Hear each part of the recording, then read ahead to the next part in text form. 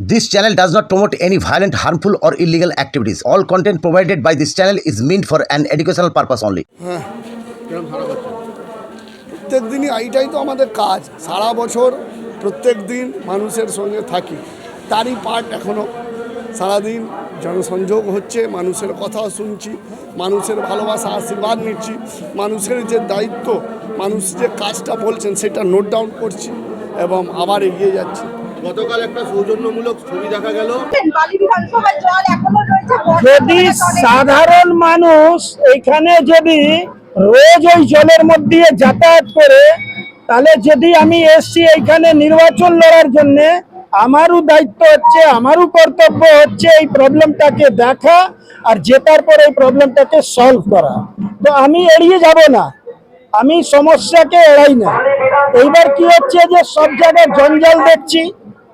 দেখুন, পশ্চিম বাংলায় খালি এই নর্দমা বা ড্রেনের জল নয়, জঞ্জাল নয়, আজকে বাঙালি অস্তিত্বের উপরে অনেক বড় একটা কোশ্চেন মার্ক দাঁড়িয়েছে। Thank you, keep blessing. গতকাল একটা সৌজন্যের ছবি দেখা গেল বালিতে।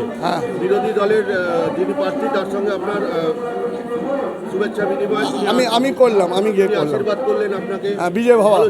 হ্যাঁ, আমি এইটাই তো বালির কালচার। বালিকে যারা চিনে তারা এটাই হচ্ছে মেন বালি, এইটা হচ্ছে বাংলা। আর উনি আমার থেকে বয়সে বড়, আমার উচিত আমার বালিতে এবং হাওড়াতে যে কোনো সিনিয়র লোক তার পায়ে হাত দিয়ে আশীর্বাদ নিতে। তিনি আমার থেকে সিনিয়র, নিশ্চিতভাবে তার কাছে আমি বললাম যে তুমি আমার থেকে সিনিয়র আছো দাদা, আমি ছোট ভাই, বিজয় ভাবা বলে দাও। বিজয় দিয়ে দিল, তো ওনার তার আশীর্বাদটাও আমি পেয়ে গেলাম। আপনারা নিশ্চয়ই বাংলাদেশে দেখেছেন, বাংলাদেশে যারা হিন্দু বাঙালি, যারা আমাদের আত্মীয়, আমাদের ব্লাড রিলেশন, তাদের উপরে কিভাবে অত্যাচার হচ্ছে। তো আমাদের এইখানে বাঙালি সমাজ, আমাদের পুরো পশ্চিম বাংলাকে বাঁচানোর লড়াই আছে। এটা খালি ড্রেন আর জলের লড়াই নয়। আর এইখানে যে একটা টেরর, প্রত্যেকটা জায়গায় একটা টেরর, এই টেররের বিরুদ্ধে লড়াই আছে। তৃণমূল কোনো কাজ করেনি লিলুয়াতে, সেই প্রার্থী প্রচারে বেরিয়ে এক হাঁটু জলে দাঁড়িয়ে বলছে তৃণমূল কোনো কাজ করেনি। সে তো রিয়াল্ট কথা বলবে, তৃণমূল কংগ্রেস কাজ করেছে না করছে, মানুষের আর আগামী দিন কি বলবে সেটা বলবে। মানুষের ক্ষোভ, মানে আমি আবার বলি, আপনি একটু আগে ডিসিপ্লিন অফ পলিটিক্স জিজ্ঞেস করলেন, এখন পলিটিক্স জিজ্ঞেস করছেন। তো বলি, মানুষ আমার কাছে একবারও ক্ষোভ করিনি, বিক্ষোভ করিনি, কিন্তু আমার যিনি বিজেপির ক্যান্ডিডেট, তার দলের কর্মীরা ক্ষোভে ফেটে যাচ্ছেন, তার দলের কর্মীরা পার্টি ছেড়ে দিচ্ছেন। প্রত্যেকটা লোককে ফোন করা, হুমকি করা, আমার দল জয়েন করো, নালে কাল থেকে থাকতে দেব না। মানে আমাদের বিজেপির প্রত্যেকটা লোককে এইভাবে ফোন করা হচ্ছে।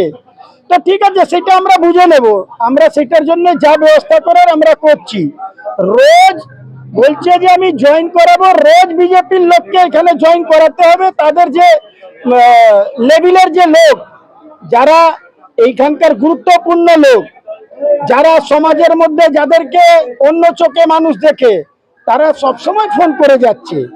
কিন্তু কথা হচ্ছে যে এই পুরো বালি বিধানসভাকে বাঁচাবার লড়াই আছে, আর এই লড়াইতে আমি নেমেছি, আর এই লড়াইয়ের শেষ দেখে ছাড়বো আমি।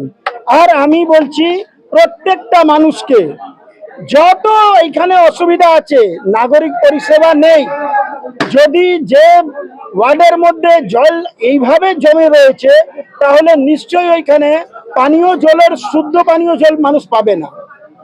আমি যেহেতু কাউন্সিলর ছিলাম, আমি জানি এই সমস্যাকে কিভাবে সমাধান করতে হয় আর কি কি সমস্যা হয়।